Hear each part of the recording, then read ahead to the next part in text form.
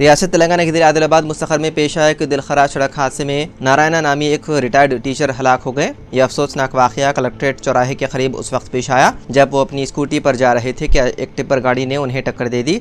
हादसे के नतीजे में नारायणा को शदीद जख्म आए। मुकामी अफराद ने फ़ौरन उन्हें करीबी अस्पताल मुंतकिल किया, जहाँ डॉक्टरों ने बाद मुआयना उन्हें मुर्दा करार दिया।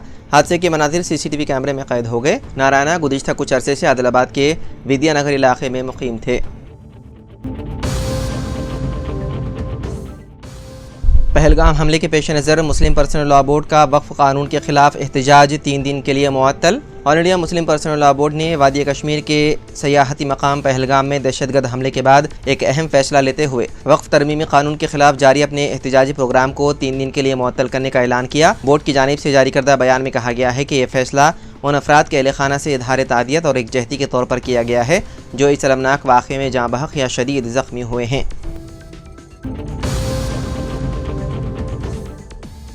तेलंगाना के संगारेड्डी जिले के जनाराम गांव में एक ज़ेर तामीर मंदिर की मूर्ति को बंदरों ने नुकसान पहुंचाया।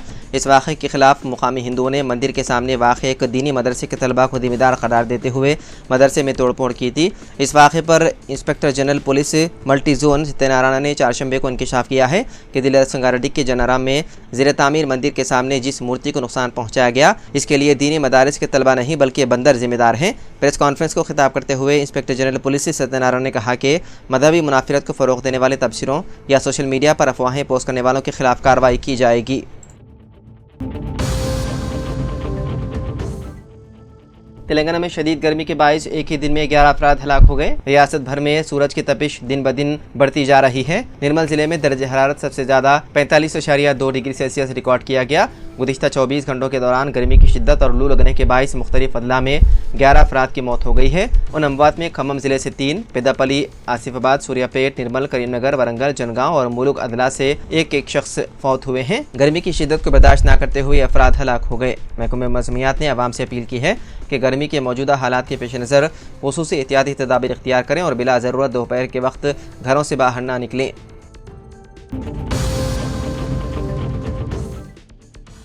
पहलगाम में हुए दहशतगर्द हमले से इंटेलिजेंस और हुकूमत की नाकामी साबित होती है। हुकूमत हिंद और वज़ारत दाखिला को इसकी अखलाकी जिम्मेदारी कबूल करनी चाहिए। मरकज़ी वज़ीर दाखिला अमित शाह को पहलगाम कश्मीर में हुए हमले की अखलाकी जिम्मेदारी कबूल करते हुए मुस्तफ़ी हो जाना चाहिए। रुकन कानून साज कौंसिल जनाब आमिर अली खान साहब ने पहलगाम हमले पर शदीद रद्द-ए-अमल का इज़हार करते हुए कहा कि इस तरह के हमले आलमी सतह पर हिंदुस्तान की शबीह को मुतासिर करने का सबब बनते हैं और उनको रोकना मरकज़ की जिम्मेदारी है। उन्होंने कहा कि पुलवामा हमले में मुल्क के फ़ौजी जवानों की शहादत और अब पहलगाम में शहरियों की अमवात की जामे तहक़ीक़ात होनी चाहिए।